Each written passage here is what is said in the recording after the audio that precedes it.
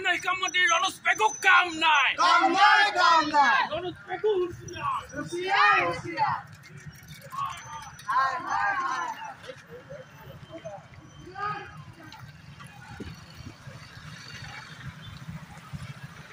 Hikamonti, go back!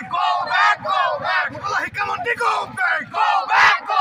Ranoz Pegu Husiar! Ranoz Pegu Husiar! Asu Aziz Zagi boy! Asa Hengnang Luanai!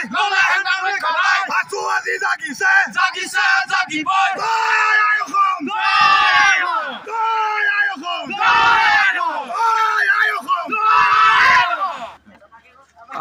Assam চৰকাৰৰ মাতৃভাষা মাধ্যম বিৰোধী যি cabinet সিদ্ধান্ত বাতিলৰ দাবীত সদৌ অসম ছাত্ৰ সন্থাই কেন্দ্ৰীয়ভাৱে প্ৰতিখন আঞ্চলিক ছাত্ৰ সন্থাক এই আজি বাইচাইকেল ৰেলীৰে প্ৰতিবাদ সাব্যস্ত কৰিবলৈ আহ্বান জনাইছে।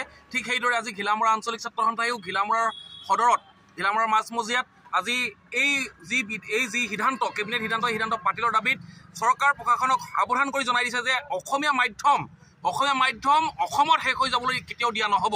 ষষ্ঠ শ্ৰেণীৰ পৰা গণিত বিজ্ঞানক যদি ইংৰাজীত পঢ়োৱা যি সিদ্ধান্ত লৈছে এই সিদ্ধান্ত অতি সোনকালে বাতিল কৰিবৰ কাৰণে ছাত্ৰ সন্থাই আমি দাবী জনাইছোঁ।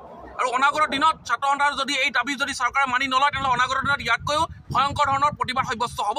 আৰু অসম চৰকাৰ সাজু হৈ থাকক। অসমীয়া ভাষাক যিদৰে তেওঁলোকে শেষ কৰি দিয়া যি সিদ্ধান্ত লৈছে এই সিদ্ধান্ত তেওঁলোকক আমি ফলপ্ৰসূ হ'বলৈ দিয়া নহ'ব। আমি ছাত্ৰ সন্থাই অসমীয়া মাতৃভূমিৰ কাৰণে অসমীয়া মাতৃভাষাৰ কাৰণে আমি সদায় প্ৰস্তুত, জাতিটোৰ কাৰণে অসমীয়া নিজৰ আই মাতৃৰ মুখৰ ভাষাটোৰ কাৰণে আমি সদায় প্ৰস্তুত। আৰু আমাৰ এই যি আমাৰ ভাষা এই ভাষা আমি শেষ হৈ যাবলৈ কেতিয়াও নিদিওঁ। ছাত্ৰ সন্থাই যি প্ৰতিবাদ কৰিছে এই প্ৰতিবাদ দীৰ্ঘম্যাদী হ'ব। ছাত্ৰ সন্থাৰ দাবী মানি নোলোৱালৈকে ছাত্ৰ সন্থাই আমি এই প্ৰতিবাদ সাব্যস্ত কৰি যাম।